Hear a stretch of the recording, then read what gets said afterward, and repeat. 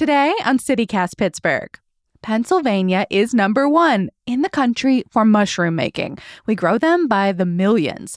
And while, yes, you will always find buttons and portobellos and even some earthier varieties in our grocery stores, you can also go outside here and forage for them yourself. Today, we're feeling adventurous. God love them, the CityCast production team has talked me into a virtual romp through the woods. We're going to learn how to safely and confidently identify a few coveted fungi known to grow right here in Pittsburgh.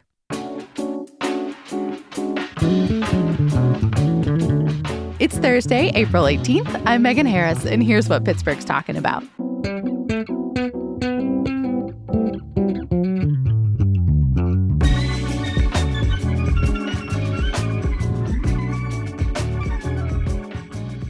Esperanza Wilcox is the founder of the Pennsylvania Mushroom Company. Welcome to CityCast.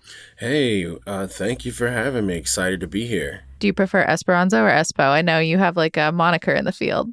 Yeah, Espo is what I'm known as. So yeah, in the field, everybody knows me as Espo. Sweet. Well, this is our Thursday food show. We've gotten in the habit of doing these in-house lately.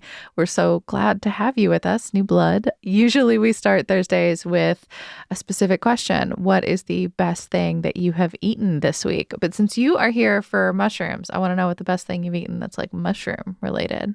Okay, I got two dishes for you. One is a wild chanterelle lo mein, which was amazing. So, we did like traditional like Asian spices and seasonings, marinated the chanterelle mushrooms, and then we finished them with some noodles. Did you cook this or did you get it out somewhere? Yes. No. This was cooked by me. This is your recipe. Okay, you may have to share that with us before this is over. You said you had two dishes. What's number two? Yeah, and the second one was prepared by my buddy. He goes by Penwood Chef, and it was a lion's mane General Tso's. So he basically used lion's mane mushroom in place of the chicken, and he made the sauce from scratch, and it was phenomenal.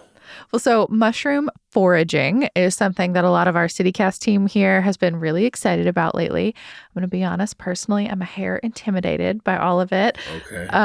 How did you get started as a mushroom forager? What was kind of your entry point? So my entry point to foraging was when I lived in Telluride, Colorado. I was introduced to the chanterelle mushroom. I went out foraging with a great friend of mine, and we discovered the chanterelle mushroom. And we went home, prepared it, and it was delicious.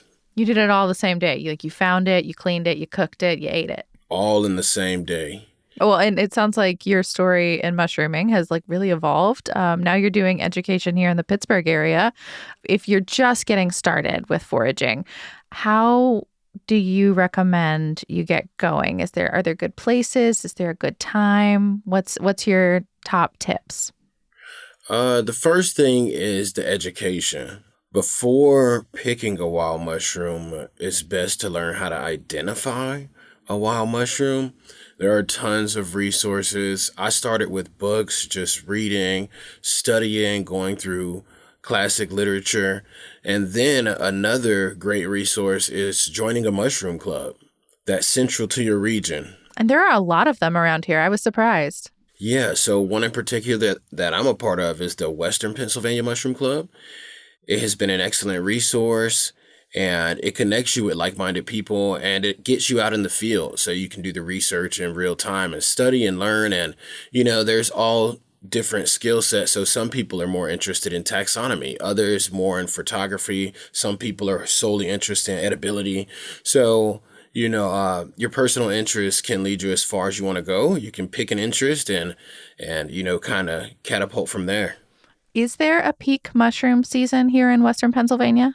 Peak mushroom season. I would say spring through the summer months. That's when you're going to find most of the stuff you're looking for in terms of edible species. Is that because of just heat and moisture? Yeah, so heat and moisture are going to be two key attributes. I always say mushrooms are nature's hydrometer.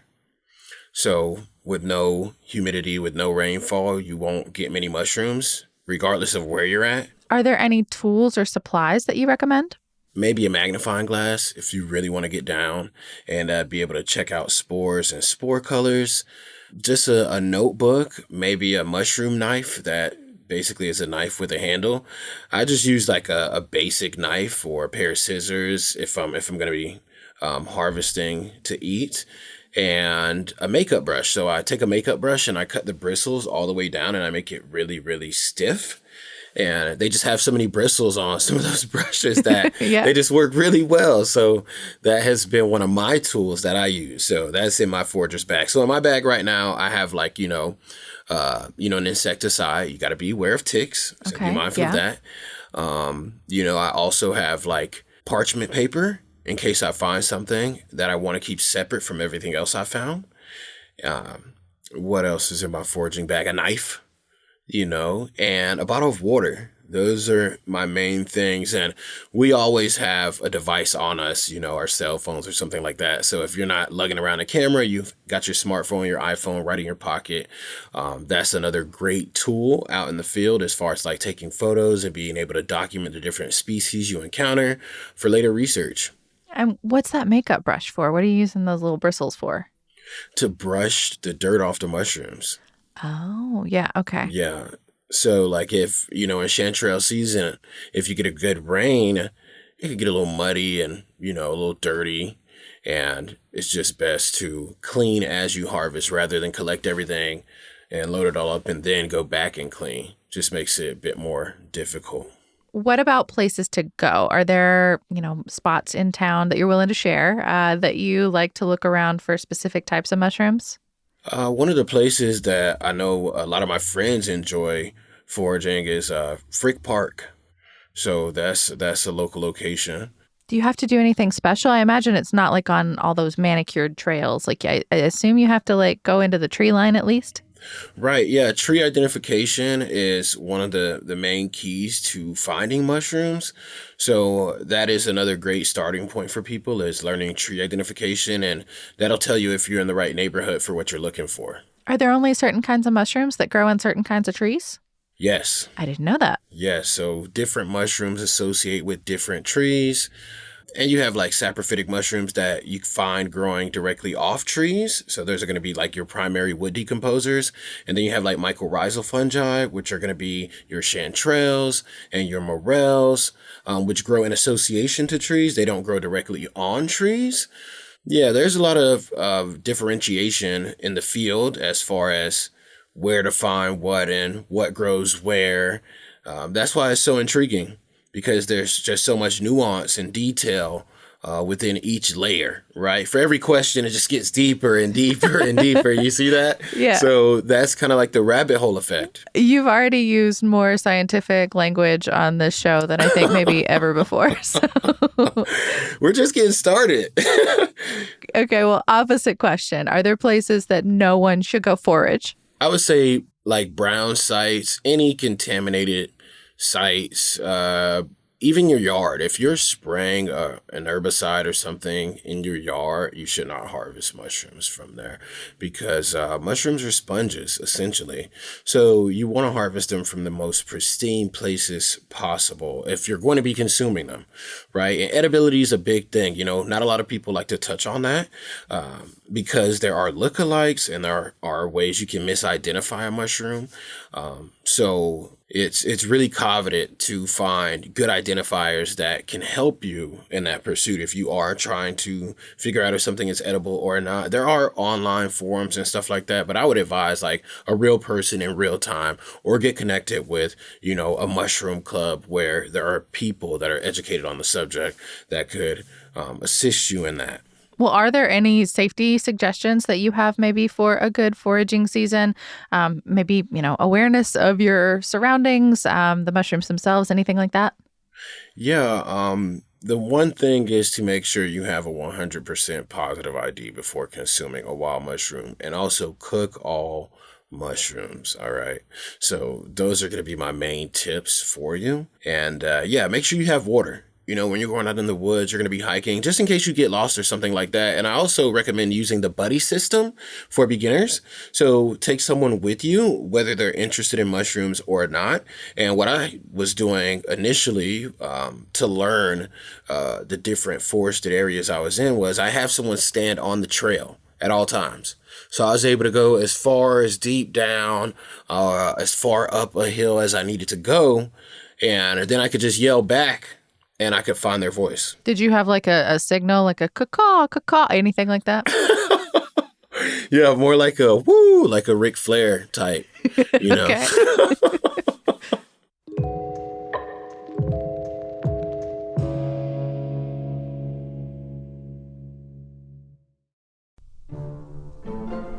Hey, CityCast listeners. This episode is brought to you by the Pittsburgh Opera.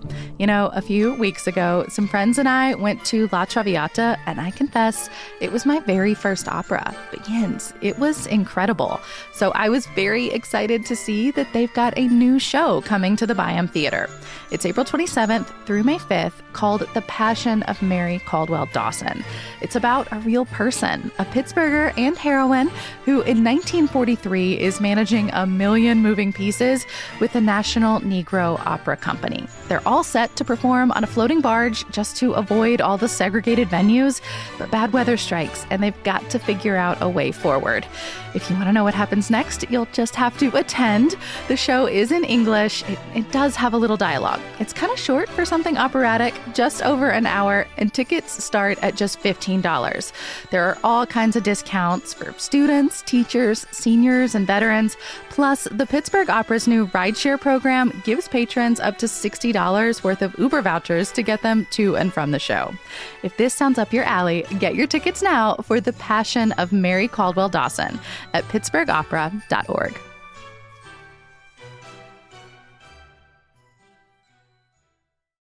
Well, let's get into the specifics of a few of the mushrooms that you can find here in the Pittsburgh area. Okay. I know you and CityCast producer Sophia Lowe kind of aligned on a few in advance, which is great for me because I think I might have gotten lost on my own.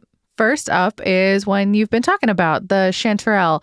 What does it look like and where can you usually find them? All right, so you got cantarellus, and I like to start by just explaining what a Latin binomial is because we'll be using those. So a Latin binomial is going to be that basically that two-name piece you see, and you have your genus and your species. So for chanterelles, you're going to have the genus, which is chanterelle or cantarellus, and then you'll have that species, which you'll have like Litoridius or Apollentiensis. So Litoridius is quite common. It's yellow in color. It has a white, fleshy interior. Often has an aroma of apricot. It is a mycorrhizal fungi, so you find it growing in association to trees, not directly off trees. And they kind of have this like a convoluted looking cap. Yeah, almost, like kind of, I'm looking at photos that you sent us. It's like kind of rippled a little bit. Right. And this is going to be your smooth chanterelle. So it has decurrent gills. And yeah, so you typically find this, or I find this on like logging roads. They like disturbed soil. So I've also found them growing directly on trails in more rocky, coarse soil. And the window of opportunity is going to be May through July, maybe even August, depending on where you are. Okay. Is there a lookalike that anybody should be worried about or like maybe want to familiarize themselves with in advance? Yeah, so Omphaloides illudens, or the jack-o'-lantern, which is a bright orange mushroom. It typically grows in clusters, whereas chanterelles grow singular. So you find them, one at a time. They're not like clumped together in big clusters. Yeah, you've got a picture, I think, of both of them side by side here. They do look really different when they're right next to each other. Right. And one of the main differences is the orange interior flesh of the jack-o'-lantern and also the guttation, the fluid it releases. This kind of like orange fluid. It's kind of got a wet texture to it, whereas like a pumpkin? whereas the chanterelle is a bit more waxy in touch and appearance. So, and if you're curious what any of these look like, we'll have these photos up on our website. That's pittsburgh.citycast.fm if you want to take a closer look. Our next mushroom is chicken of the woods. So same thing. What does it look like? Where should we find them? And any lookalikes that you recommend checking out? Right. So chicken of the woods, you have a couple species you'll be able to find, and they're going to be Laetoporus sulphureus and Laetoporus cincinnatus. And these are bracket fungi. They are shelf fungi, and they are polypores. So the underside is going to have all these. What does all that mean? So, all right, let me break it down. So Yeah. a bracket fungi means it grows like it's on a shelf. So Okay. it grows in these horizontal layers. And typically they don't have a stem, protruding from them. They grow directly off of their food source. In most cases, that's going to be like deciduous wood, dead wood, decomposing wood, stuff like that. And you typically find them growing on dead and decaying trees. Yeah. They kind of look like almost something you'd see like in an ocean. Like they've kind of got that kind of look to them. Right. And so your sulphureus is going to have a yellow underside, whereas your cincinnatus is going to have more of a white underbelly or a white underside. And so they grow bracketed, shelf-like, almost flat in appearance. And they're choice edibles, chicken of the woods. People really like them a lot. I find them quite often during the summer months as well. I believe they have a similar seasonality to the chanterelle mushroom. And the last one we were going to go over is the morel. Am I saying that right? Yes, it's the morel mushroom. Is there a place that you have gotten lucky, maybe in the Pittsburgh region? Again, I know sometimes foraging spots are sacred. So if you're willing to give something up. Again, Frick Park, another one on the map. So I was actually there for, I believe it was a cultivation meeting with the Western PA Mushroom Club. And someone just brought one in from outside. Just like wandered outside, happened to spot one, brought it right back in? Yeah. And what I would recommend to people is maybe like as far as Morchella, the morel mushroom, you have different species. You have Angosticeps, you have diminutiva, you have Morchella americana, the blonde morel. Right now, a lot of people are finding diminutiva, which is a bit of a smaller morel. And you find them quite often around elm trees, slippery elm, tulip, poplar, cherry, sycamore, and that is what I recommend people to look for, right? Not areas that are known for them, but trees that they're associated with. And then you can find them all over the place. They could be in your neighbor's yard. They could be, right across the street if you know what to look for, right? So if I send you to an area, you won't know where to look,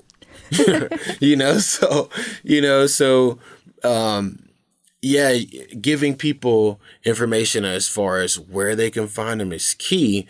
But then again, they also need to be able to identify the trees and know where to look and what time to look, so they know when the most opportune time for them to find those mushrooms is. The treasure map's only as good as the treasure hunter, I guess. Exactly. and morel spots are highly coveted, so foragers never give up their prime locations. I've heard that. I heard that you're also opening a brick and mortar store. Can you share any details about it? Like what to expect, when and where?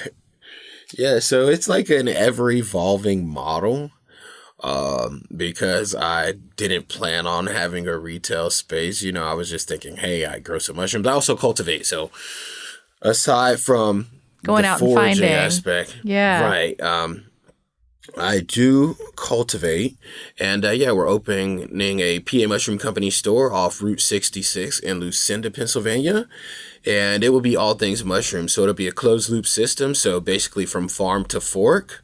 As far as growing the mushrooms, we'll produce a bunch of different added value products, mushroom tinctures, dual extract powders, mushroom jerky. We have grow kits. We're about to release our new line in these beautiful boxes that we had designed. What else are we doing? We're looking into doing some like dehydrated, freeze-dried meals. We really like the camp food space. So we're just looking at ways we can be innovative in the mushroom production space and create new, cool food products that people want to enjoy. Whether you love mushrooms or you can't stand the taste, I think I have something that can cater to everyone. So if folks want to find you at Lucinda, Pennsylvania, I think that's like, what, an hour and a half northeast of the city in Clarion County? Right. Yeah. So I believe if I'm getting it right, I think it's 26886 Lucinda, PA. So yeah, we'll be launching a full store.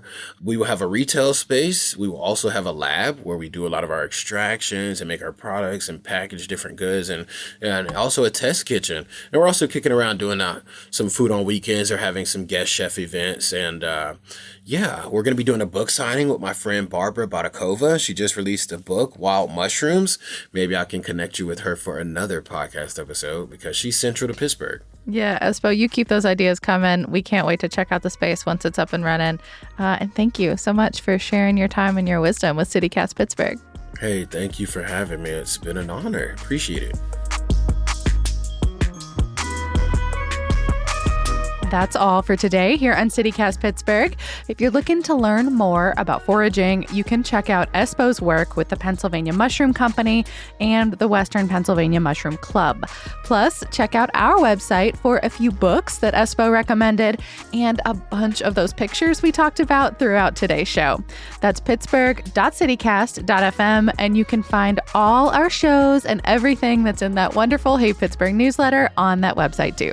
We'll be back tomorrow morning with more news from around the city. Talk to you then.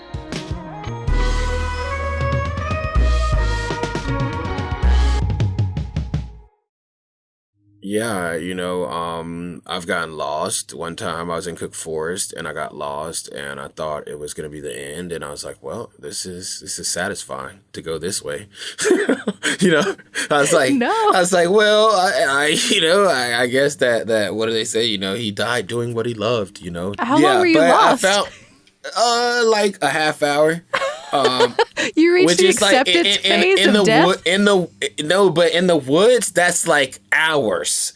Like my phone's dying, no GPS, I don't have water. So, I just hunkered down and I was able to hear a road. So I got flipped around, but I was able to kind of recalibrate and find my way back to my car. Espo, I think you need to add snacks and a heat blanket to your go bag. Yeah, snacks. Those would be some great items to bring with you in the woods.